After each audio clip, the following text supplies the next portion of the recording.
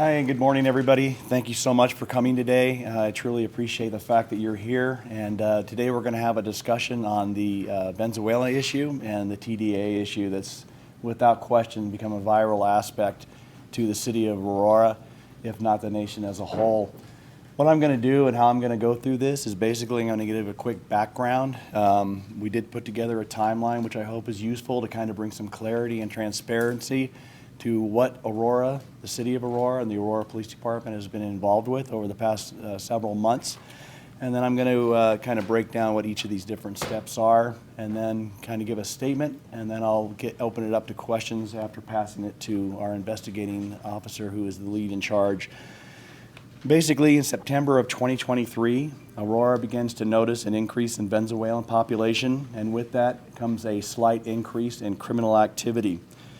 On August the 18th at approximately 11:20 p.m., the video, which you'll see over here to the left, of 6 males entering an apartment complex basically goes viral. These individuals were armed. They were at one of our complexes here in the city of Aurora, and again, that occurred at 11:20. At about 11:27 that same evening, there was a shooting that occurred at 1200 North Dallas. Later on, the individual that was involved in that shooting succumbed to his injuries, and we'll articulate that out a little bit more as we get going. On August the 19th, the Aurora Police Department responded proactively and aggressively to deter this type of activity and issued a search warrant and served that search warrant, and ultimately ended up recovering the assault weapon that you see on that picture. And then there was also contact that was made with an individual by the name of Fernandez. And then there was also evidence that was found that linked another person of interest, the individual Pacheco. On August the 20th, a vehicle was located, and at that time, Fernandez was taken into custody. On August the 29th, Pacheco and Acosta were identified as suspects, and then just this week, on September the 12th, there has been arrest warrants issued for Pacheco, Acosta, and Fernandez. And those arrest warrants at this time are for first-degree burglary, which is the incident you see, as well as felony menacing. Now with that, I want to talk real quickly on some key points for me related specifically to this Venezuela issue, and then the issue that continually come up is known as TDA. First off, the city of Aurora, the Aurora Police Department, made swift and decisive action related to this activity and the criminals involved in this. There's been individuals identified, there's been arrests that have been made, and possibly those individuals will be in custody very soon, the ones that are not identified. The complexity identifying, and again, that's the big question everybody asks, well, are these TDA gang members or are they not TDA gang members? There's a lot of complexity involved with that. The complexity involved with that is, one, we don't want to misidentify an individual as a gang member. There is a lot of limitations, a lot of rules, a lot of regulations that relate to identifying someone as a specific gang member or an affiliate of a gang. So with that, we have to, one, verify their gang affiliation. That is a challenge. Many of these individuals that we are talking about come from a country which does not have strong relationships with the United States, come from a country that does not have a database that they are going to share or have shared. So being able to identify these actual individuals as TDA gang members has been a struggle. Unless those individuals identify as self-identification, say, yes, I am a TDA gang member, or there is some specific information on them, on their person, on a specific tattoo, or something that would allow law enforcement to say, we have a strong assumption or a strong belief that this individual is a TDA gang member. Again, there's always that opportunity that we have to verify for sure before we identify them as a TDA gang member. With those complexities and with those things, the one thing that does not deter us, again, is a zero tolerance in relation to crime, in relation to victimizing somebody else, in relation to hurting somebody else. We will not stand for that. The one thing I really want to make certain on in this whole discussion is that this is a focus on criminal behavior. This is not a focus on immigration status. The Aurora Police Department targets criminals based upon their actions and not on their immigration status. Immigration status is enforced by federal laws, by federal issues. Our mission is to provide a safe environment and to hold those individuals that are involved in criminal activity accountable, and most importantly, to protect this community. Those arrested are being held accountable for the criminal acts, and they're not their legal status. That's one thing I really wanted to stress on this. Another aspect for me that is incredibly important is that the Aurora Police Department and me as their chief of police, I am going to use every entity, every tool to my purpose to hold people that victimize someone else accountable. And with that, I will use state, federal, and local entities to ensure that we have an effective outreach and an effective approach to apprehending these individuals. The Department of Homeland Security is definitely part of that. Homeland Security investigation is going to be a tool that we are utilizing and have utilized, as well as Immigration and Custom Enforcement and ICE. We are deploying all available resources to ensure that criminals are found and brought to justice.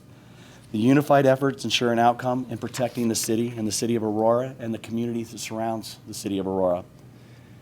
Again, I want to reiterate, this is not an immigration issue. It's a crime issue. That is for the federal. The immigration aspect is for the federal. It's for what they focus on. It's what they've done. It's what comes out of federal government. It comes out of the White House. Our focus is ensuring that we have a safe community where anybody, documented, undocumented, can live, can thrive, and can do what they need to do in this world. As a municipal law enforcement agency, we ensure safety. The infrastructure in place by the federal government has not kept pace with the evolving challenges. This has placed a strain without question on local government and local law enforcement. We are working to manage that gap while also ensuring public safety for all. I believe that a coordinated and enhanced resources will be key to ensuring that safety of these immigrant populations and the citizens of Aurora, and a chance to stop a problem driven out of many cases desperation, can be implemented and done before it becomes any more complex. Right now, again, our support for the vulnerable population and the undocumented individuals in the city of Aurora, it goes without question. Crime does not discriminate, and we will not discriminate on how we enforce or what we do. It will be based not on their immigration status, not on if they're documented or undocumented, or what their sex or ethnicity or their race is, but it's based upon the fact of have they or will they commit crimes. And with that in mind, we are going to use every tool that I talked about, every officer, every possibility we can to make sure that we are effectively addressing those crime problems and stopping victimization. But the one thing I want to be very sure that everyone walks away with, we are not going to over-police a population based upon their race or their ethnicity. We are going to methodically and statistically and data-driven and evidence-based ensure that we focus on the individuals that are causing the problems, the individuals that are causing the issues. Lastly, I'd like to say we are in, without question, a relentless pursuit of accountability. Criminals who prey on our community, we will relentlessly pursue you, and we will verify who you are, what you are doing, and why you are doing it, and then we will arrest you, and we will hold you accountable within the criminal justice system of the United States of America and within the Constitution of the United States. We will not rest until every individual involved in criminal activity is brought to justice. Like most major cities, Aurora, it deals with crime issues and it deals with gang activity. I think that's very open. When you look at a major city, those two things are in place. But we are not by any means overwhelmed by that issue. We are not by any means overtaken by Venezuelan gangs, TDA, or any other gang. Our resources, our officers, our mission is to ensure that whatever we get confronted with, we will address. And we will address it the right way. We will address it in an ethical way, we will address it a moral way, and a constitutional way.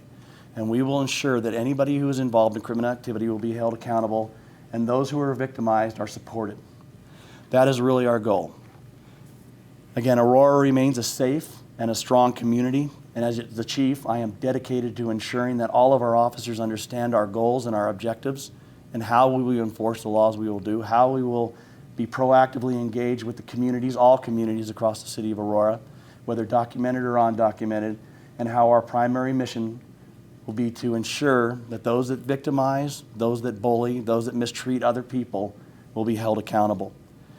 Now with that, I'd like to pass it on to the investigator. He's the investigator in charge, the officer in charge, and that's Lieutenant T.J. Tisdale.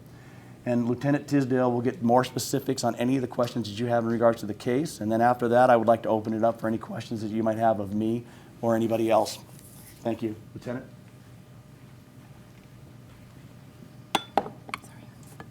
Thank you, Chief. Good morning. My name is DJ Tisdale. I'm a lieutenant with the Special Operations Division. I'll provide some high-level oversights of our case to this point, with the understanding this is still an active investigation. It's still ongoing. We're still working on this case and others related, so there are details that I'm not going to be able to provide.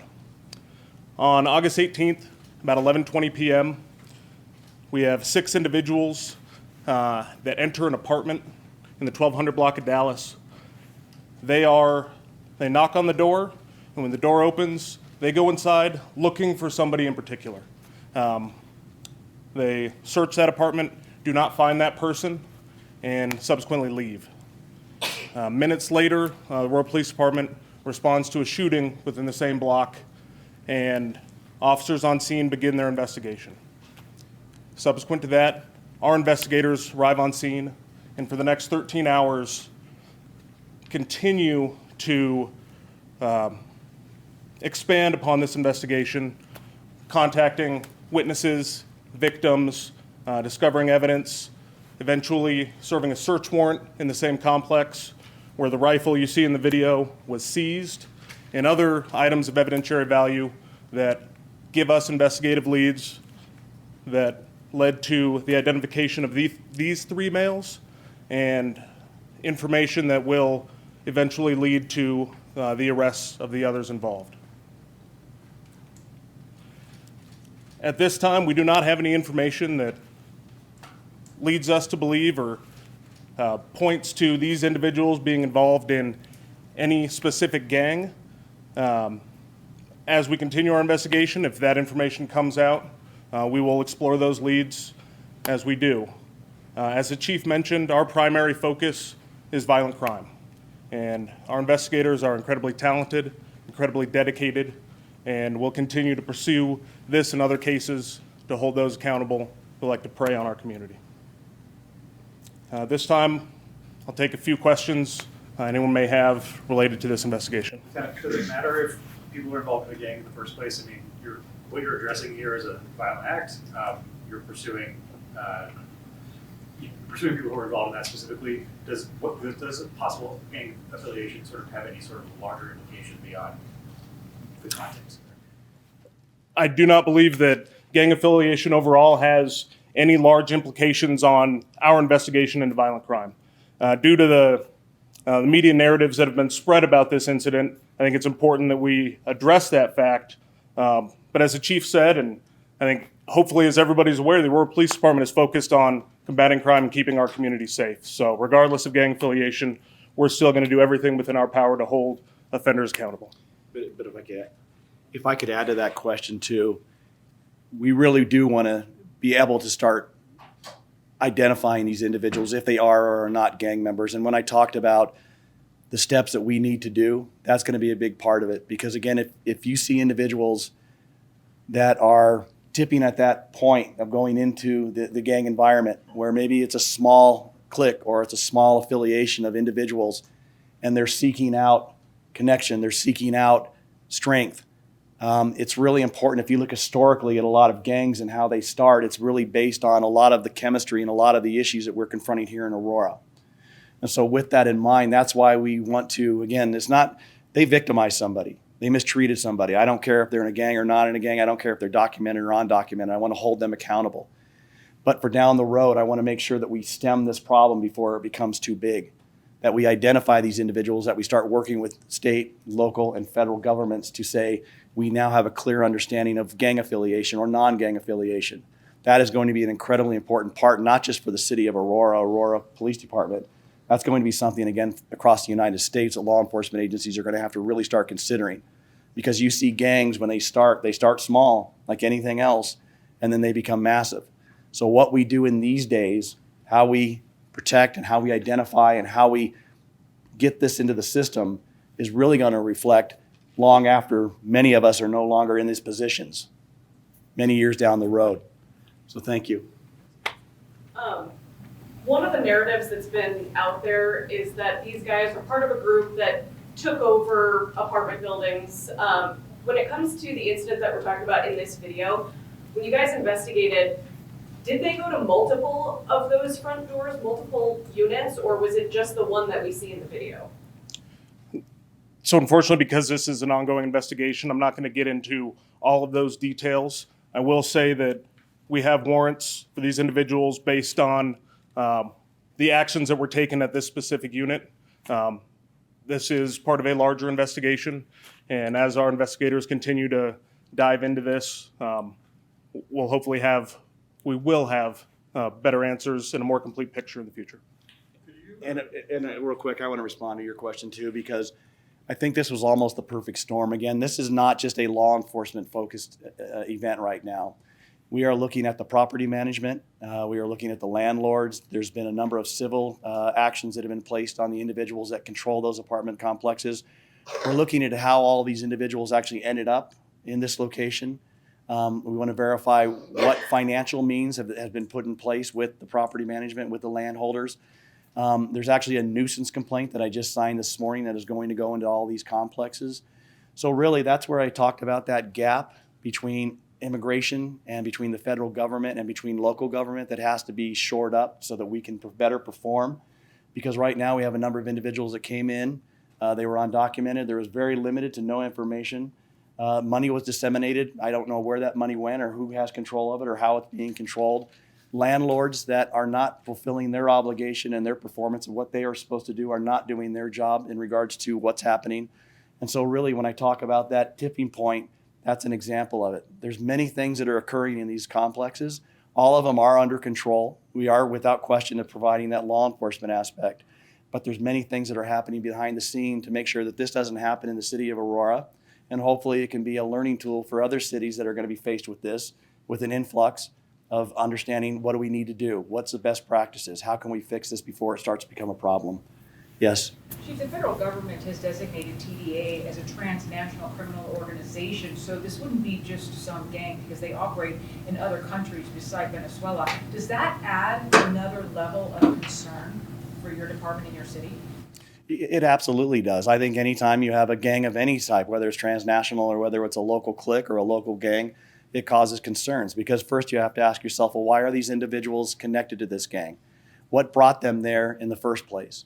And again, what activities are they doing to sustain their gang? If you look at the fractions, I mean, even, major gangs, such as MS-13, again, they broke away from a gang called Clantone. And the reason they broke away is because it was a Salvadorian gang and a Mexican gang. So they broke away and they started out small and now they are a transnational gang that has caused huge amounts of problems, huge amounts of victimization throughout the United States. So when you deal with a gang like this, that's why the component of identification, of making sure we understand who they are, what they are doing, and how they are doing it, and then we can do intervention. This is not just about the enforcement. It's also about these number of immigrants, these number of undocumented that have come to the city of Aurora or any place in the United States. How can we get individuals on a path that's going to take them away from this and put them on another path? How can we do intervention? How can we work with youth services? How can we work on different things to show them other opportunities? And again, when you talk about a transnational, again, it's something that could be affecting all the United States. So for us, we really have to have those strong relationships with not only a local or a state, but also a federal entity that's involved in this aspect as well, so that we are stemming this problem early on before it becomes too problematic later down the road. Next question. Two questions. One, given the challenges you outlined, how do you anticipate identifying whether they are or not part of a gang, and specifically TDA? And then second question, at least two of these apartment complexes have seen crime in that area in the last 2 years double. Yeah. So what have you guys done to actively increase policing there without putting it completely on the landlord? Because I understand that the increased police presence that they've requested was the cost of doing that was put back on the landlords. Yeah, actually that's 100% wrong. We've actually volunteered to put officers on place in all these venues, all these apartment complexes, and it wasn't going to be a cost recipient thing. It was going to be us just deploying our resources on it. Let me get one question, please. Sure. So again, that's what we are focusing on. The one thing I want to be very cautious of is just doing an over-policing aspect, where we roll in there and every person who's Venezuelan, we're immediately handcuffing them, we're patting them down, we're searching them, we're impounding cars, we're writing tickets. This has to be a methodical approach to it, and that's exactly what the Aurora Police Department is doing. We are specifically looking at the individuals involved in the crime. We're specifically looking at the hours, the times, the locations, when, where crime is occurring. We are trying to play catch up over the past 2 years where that has not taken place, to be very honest with you. That's what we were doing. In regards to your first part about the identification aspect, again, that is a challenge right now because unless somebody identifies and says, I'm a TDA gang member, we don't know. We have to start looking and doing our own research. We have to start working with other entities in law enforcement community throughout the federal and the state level that has very specific identifiers. We can say, okay, this tattoo or this mark or this is an aspect of a TDA gang member. But the one thing that I think is positive with most gang members is that they do like to brag and they're very verbose. And I think that after a while, you'll start to see individuals start to identify or self-identify as, yeah, I'm a TDA gang member, or yeah, I'm a whatever gang they're affiliated with.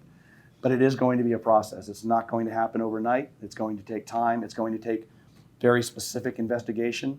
And it's going to making sure that we don't misidentify somebody, because I think that's really important too. You identify somebody as a gang member, that stays with them the rest of their life. That is what I am not going to do in this agency. Even if you identify somebody as an affiliate gang member, that stays with them for the rest of their life. We are not going to do that. We are not going to do a knee-jerk reaction to this.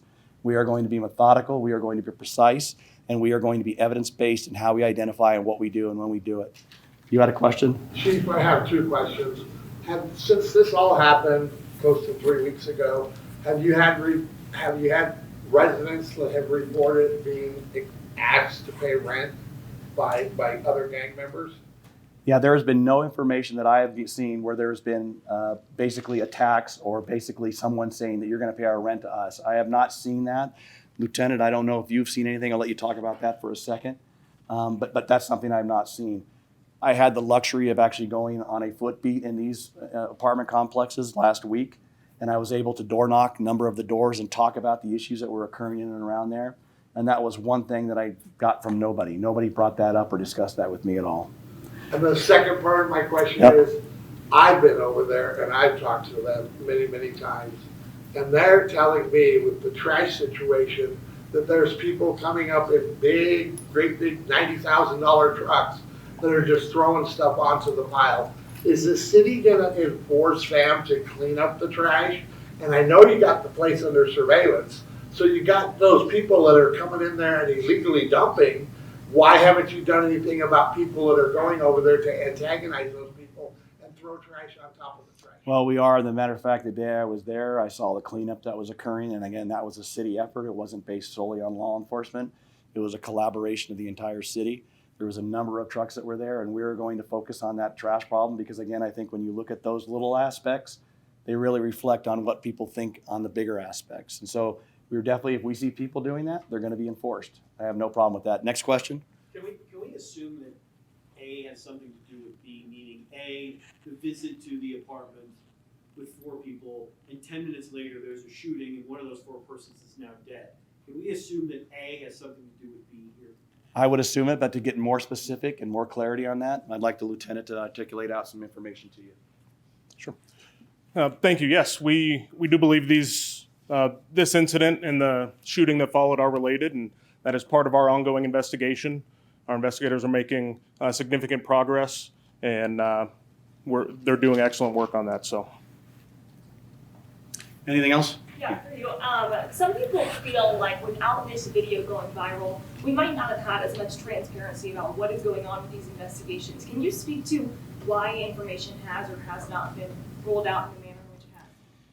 Yeah, I think one is the investigation was unfolding, but I'll talk for me as the chief of police. For me, transparency is going to be one of my primary goals of letting the community know as a whole what we are doing and how we are impacting or not impacting the problem. So I can't talk a lot about the past, but I will talk about from today on. And you will be seeing me quite a bit. We will have a number of events together and a number of discussions as this unfolds. I really do believe that knowledge is incredibly important. I think especially knowledge in relation to this particular community. You're looking at a number of immigrants. You're looking at a number of undocumented who don't feel secure or safe going to law enforcement. In many countries, law enforcement is looked at very, very drastically different than how it is looked at in the United States, and the comfort level to come forward is not there. Here, it's also compounded by the fact that they're undocumented and they think, hey, if we come forward, we're going to get deported. That is not what the Aurora Police Department is about. We are not about the immigration status. We want individuals that are being victimized. We want individuals that are being mistreated to step forward. We want to help you, and we will help you. This is not about immigration. It's not about documented, undocumented. It's about victimization, and what law enforcement's role is to stop that victimization. Next question. When did you come in possession of this video? And how did you come in possession of this video? Yeah, I'm going to pass that off to the investigator. I saw it on Instagram. I'm not sure when the actual date was. We received this video within hours after it was taken during our initial investigation. So right away, this was not until it hit the press. No, we had it literally hours after it took place. Is that on the timeline? The timeline shows August 18th when this incident occurred and when our lengthy initial investigation took place. Police Chief, you talked about issuing nuisance citations at multiple properties. Could you talk about, could you say which properties those are? And can you talk about the property management company, whether or not they have a place in this investigation? Yeah, they definitely have a place in this investigation. Out of all 3 locations that have been identified, our mayor and our city manager has worked effectively to try to institute civil matters in relation to how they are managing the property, what's occurring. There's been a number of conversations back and forth with those property management and with those owners. Again, it's all 3 of the venues that are in place here. I signed the nuisance complaint today, which will be going out later on either this week or next week early. That will focus again on all of the 3 complexes we talked about. Next question. This is confusing and scary for some people in the community, so just to be crystal clear, you guys cannot necessarily say that any of those guys are TDA. Is it possible that they are? I think there's always a possibility, sure. Again, I don't really like giving out anecdotal information when it's not factual.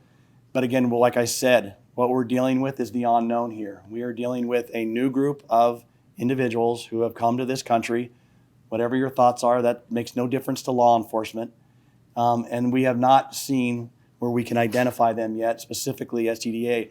And you're right, this is scary for a lot of people. And I think the fact that it's at a national level, I think it really talks about that. But what we are trying to do and what this is about right now is to bring that fear factor, bring that panic or that moral panic down and let people understand that yes, crime occurred, victimization occurred. Crime always unfortunately occurs. Wherever people are at, you're going to have crimes, you're going to have gangs. But we are doing everything in our power to effectively address the individuals involved in it, while at the same time provide and maintain care for the victims of this.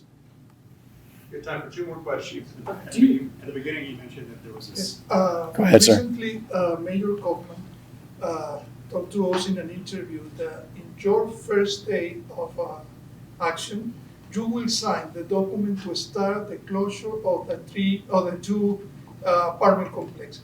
Have you already signed this document to start the process of closing the Yeah, apartment that actually goes through the city manager from that aspect, and I think that's already undertaken. And then the nuisance aspect for me, from the law enforcement component, I will sign those, and they will be either out today or later next week. And you had a question? At the beginning of your speech, you mentioned that crime had ticked up a little bit in general. Outside of this particular event, can you talk more about the site of these 3 buildings? Have you seen crime rates go up in those areas? When did you see those go up, and are they rising at rates that are out of line with the rest of the city? Well, the one thing that we have noticed is we've had an increase in aggravated assaults. And again, a lot of that is surrounding the activity here. But it's not at a level right now where it's gone completely off the chart. I think the fact that we are proactively engaging this right now, the fact that we are moving forward on the enforcement of these individuals on things like this, I think that is going to be what makes or breaks our crime trends. And so again, the early intervention is key to a long-term sustainability of maintaining our crime. And somebody else, yes? I just have one question regarding this gangs have taken over phrase. Yeah. Because on July 28th, there was another shooting at one of the, not at the same location, at the known location. One of the suspects who was arrested, in their arrest affidavit, it said that he was part of a gang and that the gang believed that it owned the apartment complex. Those statements are out there. Sure. Is that inaccurate? Is that something that came from the officer? Is that something that came from the suspect? What are folks supposed to take from those statements? It's not the only one. Yeah. And again, I don't know where those statements came from, so I cannot speak specifically on those, but I can tell you right now, gangs are not in control of the city of Aurora. If you walk away with anything, that's what I will say. Are there gangs in the city of Aurora? Yes, there are. Are there gangs in most major cities throughout the United States? 100% there are. What we are doing now is effectively addressing that gang activity and stopping it and stopping the victimization that goes with it. Statements that made, or we control this gang, or we control this apartment complex. Again, I don't know who you're talking to, and I don't know where that information came from. But The arrest affidavit from the Aurora. and again, I'm not sure if you have any more on it. I think that just came out of the investigation, and as our investigators interview victims, witnesses, suspects, all that information is included in the affidavit as necessary. And again, it's all about perception. It's about optics. What one person says, oh, it's out of control. It might be. And that's, again, why we don't want to see these apartments specifically completely closed. We'd like to say, hey, let's fix the business of what's going on in these locations. Let's make this a safe environment. Let's make this a safe community. Let's change the dynamics of what's occurring. We're not about going in and tearing things down and saying, okay, we tore it down, so now they're going to go somewhere else. I want to fix the problem. I want to address the crime, and then I want to address the long-term issues that are related to that and try to put it onto another trajectory. Last question, please. Do you have a gang unit? And if so, are they involved in this investigation, or what do they know about TDA here? Yeah, we do have a gang unit, and they are specifically involved in this. As a matter of fact, the first thing that we did is we really changed what we were going to focus on and how we were going to focus on it. We started to do daily phone calls with all the entities involved in this. We really started to put a myopic focus, or a very specific focus, on what the situation is there. At the same time, I want to be very clear, we did not lose focus on the other issues that are impacting the other 400 and some thousand people who live in Aurora. We are not going to put all of our assets on this, even though it's a very dynamic issue. It's a very compelling issue. We also have another group, massive amounts of people that we have to support and serve, and we are committed to doing that as well. So is there a gang unit on this? This is the detective that's in charge of that. This is the officer who has been leading that charge. We have talked continuously. We've had phone calls every single day about this, and we will not stop until this issue is addressed. Anything else? One little more? Yes. APD said that there had been 10 PDA members arrested or suspected, people who were suspected to be part of the gang. I'm curious if that number still holds, if that number's grown, if it's shrunk. And who said that? APD, the department. Do you have specifics? Yes, that number is still accurate, and I do not believe it has grown at this date and time. And can you speak to the specific documentation for each of those members that made you all believe they're members of PDA? At this time, I can't. That would be a significant amount of information, and I don't have that in front of me. I apologize. Is intelligence the same thing as the gang unit, or is that a completely different department? I'd like to thank everybody for your time here today and for your involvement. And again, I hope we have many more conversations on this, and I truly thank you very much. Have a great day. Thank you, Chief.